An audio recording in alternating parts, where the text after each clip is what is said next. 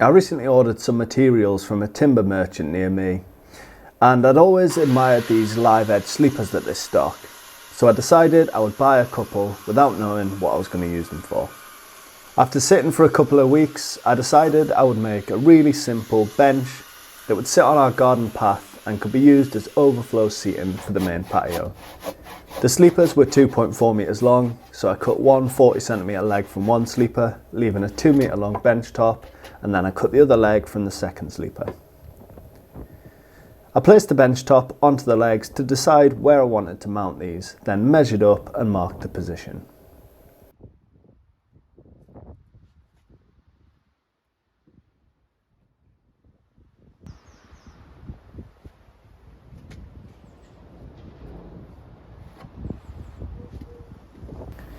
I could then drill the bench top for attaching the legs. Originally I was going to do some joinery and cut a mortise out to sit the legs into, but then I thought I would make a really simple design that almost anybody could make themselves.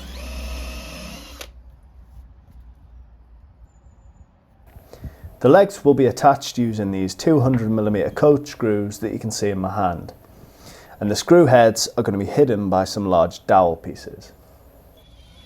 I first drilled a hole with a Forstner bit that fits both the screw head and the socket that I'm going to be using to drive them in. Then I can drill the rest of the way through using a 10mm drill bit.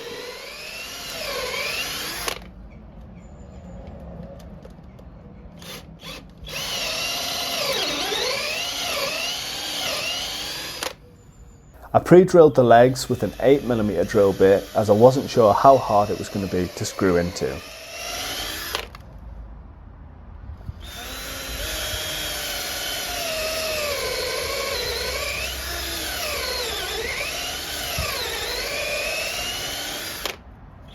I then fitted the two coach screws into place, making sure they dropped into the two 8mm holes in the legs for correct alignment. Then I just used a socket to tighten these up.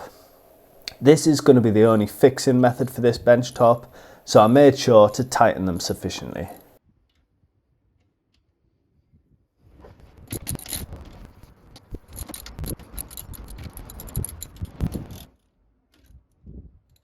Because the sleepers are a live edge, the legs protrude out the sides when they're joined at a right angle how I've mounted them.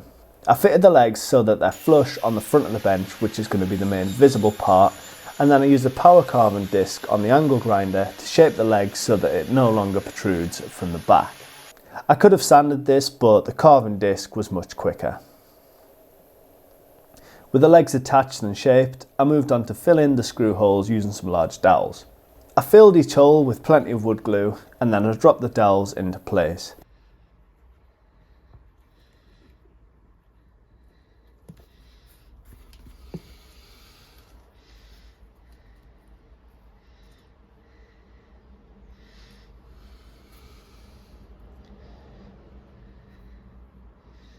These were slightly undersized, so I added some sawdust from carving the legs to the wood glue to fill the gaps.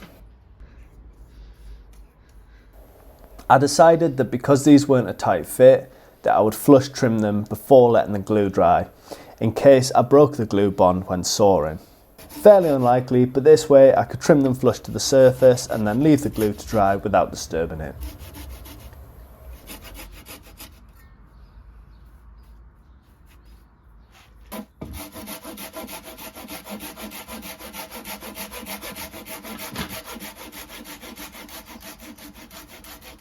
I roughly sanded the dowels and the top face of the bench with 80 grit sandpaper.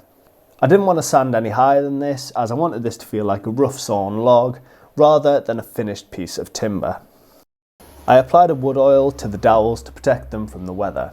The sleepers are a treated timber, but because the oil was going to get onto the top surface anyway, I decided to give the whole top a coat of the oil.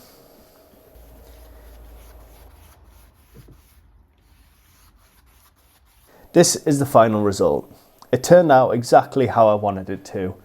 Really simple and rustic looking, the sort of bench that you get in a forest rather than the usual rattan plastic garden furniture that seems to be taken over. If you've enjoyed this video, please subscribe to the channel. It's free to do and it really helps me out. Thank you as always for watching, and I'll see you in the next one.